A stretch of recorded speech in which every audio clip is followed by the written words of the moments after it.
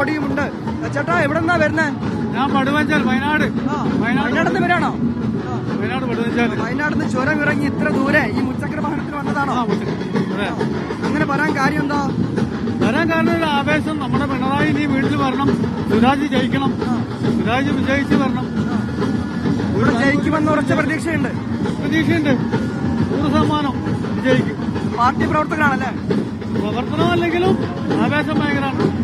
നമ്മുടെ പാർട്ടി ഉണ്ടെങ്കിൽ മുന്നോട്ട് പോകും. കേരളം മുന്നോട്ട് പോകണമെങ്കിൽ നമ്മുടെ പിണറായി ഇനിയും മൂന്നാമത് വരണം. നമ്മൾ പിണറായി വിജയം വന്നാൽ നമുക്ക് സുഖമാണ്. തീർച്ചയായും അങ്ങനെ ഇദ്ദേഹം വയനാട്ടിൽ നിന്ന് വടവഞ്ചാലിൽ നിന്ന് ചുരമിറങ്ങി ഇങ്ങോട്ട് ഈ മുച്ചക്ര വാഹനത്തിൽ വന്നതാണ്.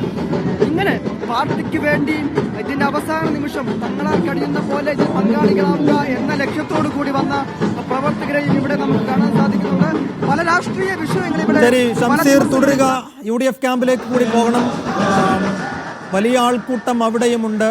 2 ക്യാമ്പുകളിലും വലിയ ആവേശം. അത് സ്ക്രീനുകളിൽ നമുക്ക് കാണാവുന്നതേയുള്ളൂ. എത്ര പേരുണ്ടാകുമെന്ന് ചോദിച്ചാൽ അതിനിപ്പോൾ കൃത്യമായ ഉത്തരമില്ല.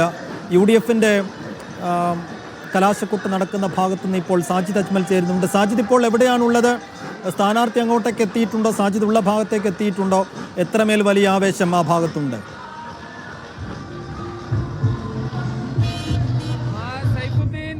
ഇപ്പോൾ ഇവിടെ നിലമ്പൂർ നഗരത്തിൽ എത്തിക്കഴിഞ്ഞിരിക്കുന്നു. എന്നാൽ ഈ മിനോർവ പടിയിലാണ് ഉള്ളത്.